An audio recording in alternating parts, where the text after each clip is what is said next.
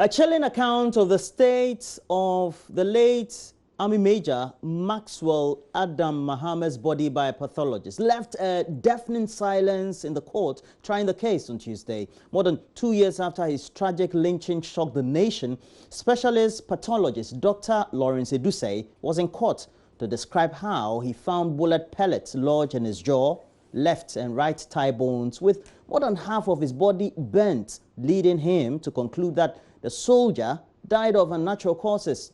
Dr. Edusei is the state's 13th witness out of a total of some 14 listed to testify in court. 14 persons, including the assemblyman for Dincho Boase at the time, William Barr, are standing trial for the death of the soldier back in May 2017. Court correspondent Joseph Akable sat through the proceedings and filed this report. Dr. Edusei introduced himself to the court as a specialist pathologist who has been practicing since 1999. He said he performed a thorough examination on the body of the late soldier. He revealed there were visible signs of violence on the body of, quote, a well-nourished male adult. There were burns involving the head, both upper and lower limbs, the abdomen, and about 54% of total body surface area burnt. He continued there were multiple lacerations on the skull, the left side of the lower limb, depressed fracture of the skull, fracture of the jawbone, chest bones, extensive bleeding under the skin of the head. Dr. Edusei said even before commencing the postmortem, he carried out an X-ray examination which revealed bullet pellets were lodged at the left side of the jaw, the lower end of the right thigh bone, and the lower part of the left leg. He also said there was an object lodged at the right side of the pelvic bone that had caused a fracture. While admitting it was difficult to determine what the object was, he concluded it was most likely to be from a shotgun. On what his internal analysis of the corpse revealed, Dr. Edusei said there was bleeding in the brain and extensive bleeding on the surface of the lungs. He said he also observed a penetrating injury in the lungs. Dr. Edusei concluded his testimony by saying the soldier's death was caused by multiple head injuries. He said, quote, in my opinion, the cause of death is multiple head injuries.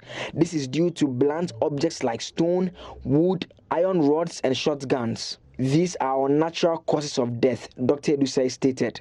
Defense lawyer George Bernard Shaw was the first to cross-examine Dr. Edusei. He reminded the doctor he had earlier lamented during the trial at the district court of his inability to get access to the crime scene and ballistics experts. He asked whether this could not affect his findings. Dr. Edusei responded that the experts were not required to enable him reach his conclusions about the cause of death. A police investigator is expected to be the state's last witness once Dr. Edusei is discharged by the court. Meanwhile, the chiefs and people of New Obuasi are calling on state prosecutors to fast-track the trial of persons accused of killing the late Maxwell Adams Mahama for them. And in the case will bring peace to the town and also facilitate development. And Esmeno has more. It's a normal day here at New Obuasi. The town looks calm and the people are going about their everyday activities. But the linguist here says they have no peace since the tragic killing of Major Maxwell Mahama.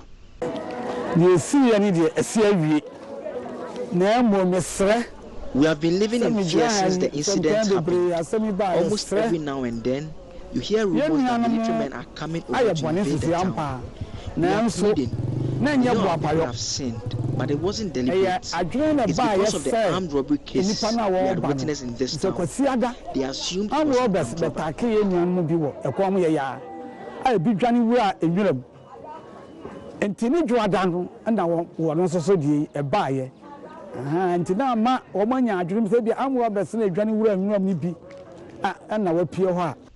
Wife of the assemblyman William Barr, standing trial with 13 other persons, is pleading for clemency.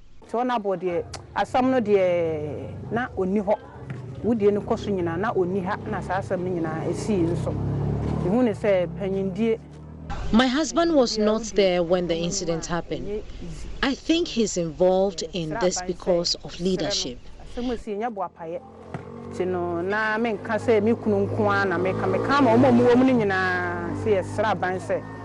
are pleading with government.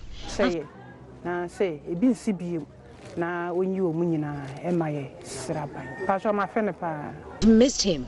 I've really missed him.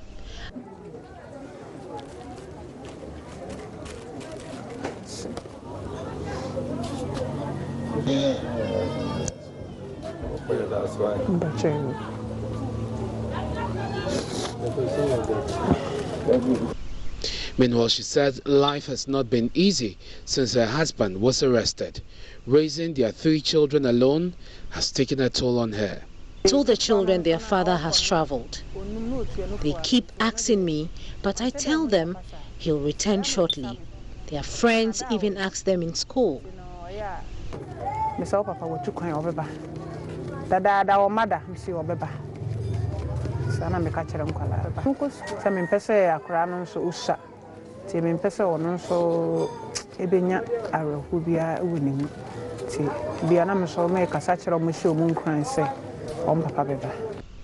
The people of New Obuasi are calling for a speedy trial.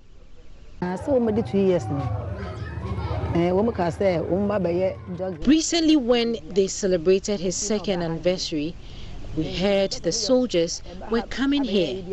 We were really terrified. So we plead with the government to fast-track the case.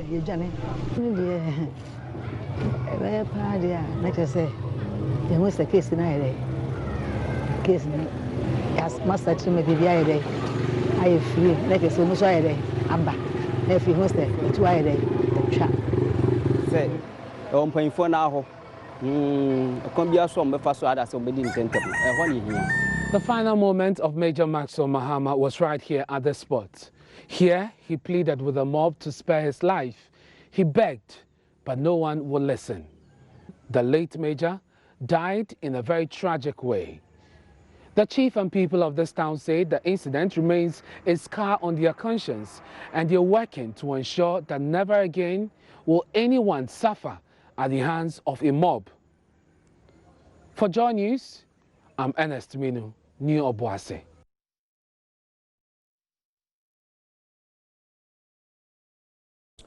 Let's take you to the Upper West region now, where Minister for Local Government and Rural Development, Haji Alima Mahama, is saying the partisan election of Metropolitan, Municipal and District Chief Executives in the country will make the MMDCEs more responsible and accountable to the people. She believes this will also give smaller parties the opportunity to grow at the local levels. Haji Alima Mahama made the statement at the 60th anniversary celebration of Japa St. Francis of Assisi Girls SHS. Rafiq Salam was there. Here's the rest of the story. St. Francis of Assisi Girls Senior High School was the third second cycle institution to be established in the northern Gulf of the country and the first girls senior high school. Acting headmistress of the school, Sister Martha Keleo, traced the history of the school, starting with the admission of the first students known as the 12 Apostles. Out of the first batch, which was nicknamed the 12 Apostles, 6 managed to complete in 1964 to earn another name, the Big Six.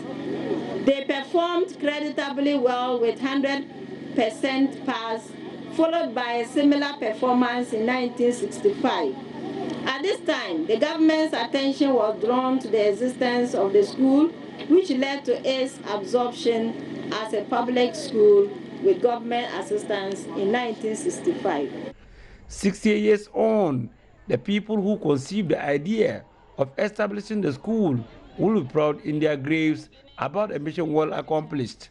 They have produced a slew of personalities who are working in various spheres of the country's development.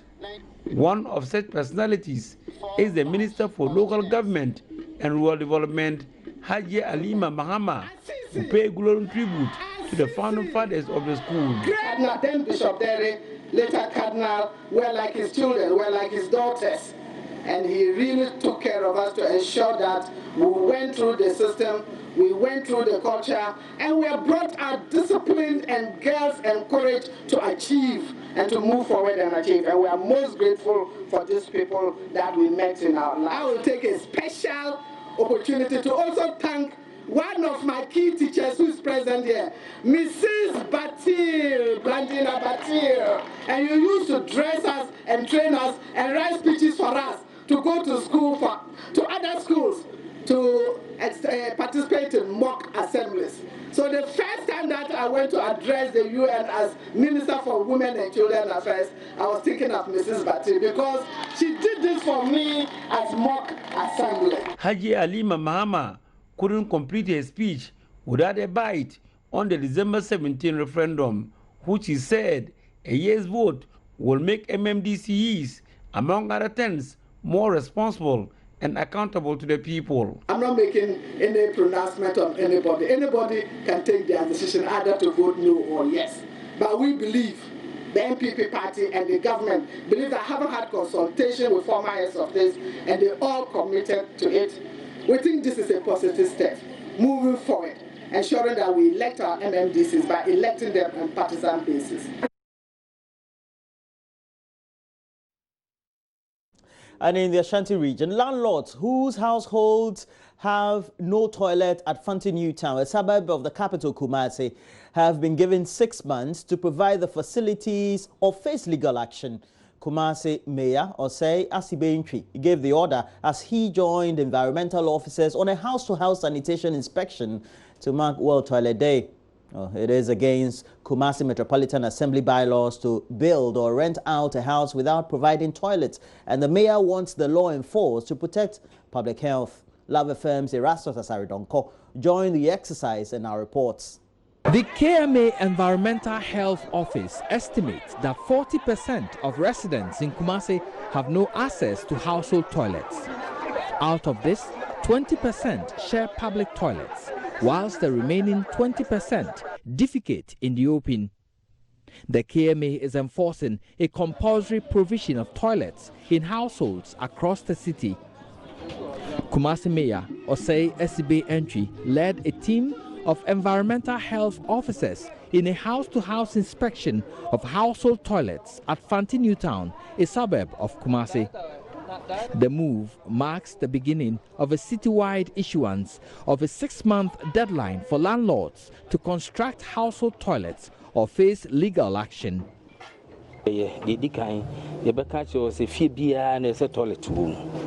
Na yama krata mpino yana yama 6 months. Pesa 6 months no bomodia na mominya toilet ofie ha sei. Krata brabeka ho bi. Ene ba notice ne dey ma say yama bosumi nsia. Esese bosumi nsia no nya toilet ofie ha.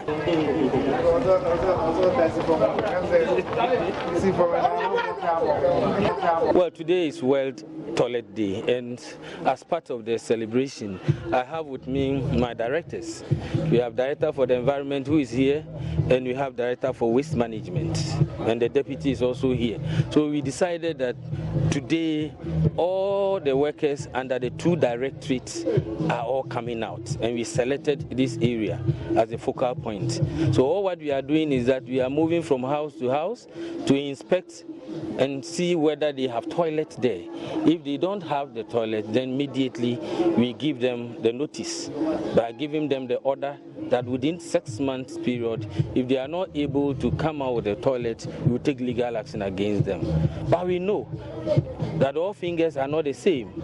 So we've also tried our best in getting a bank that is willing and prepared to support the needy, and that is Napier. But so they have a facility which they don't even need to have a collateral, but just as the owner of the house, if the owner expresses interest, went into the bank, filled the forms, then they come and inspect the house, they will give the money for the provision of the toilet, and once the toilet is provided, then they will be getting the payment as agreed. Authorities believe enforcement of the bylaws on the compulsory provision of household toilets will prevent open defecation and improve the health of the people in achieving the sustainable development goals.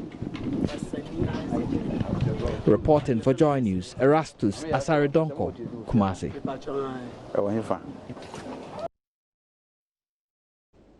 Right, we're going to put a bow on the news, but of course not on the show. The newspaper review comes up next. Mamabi joins us, and we're getting into it right after these.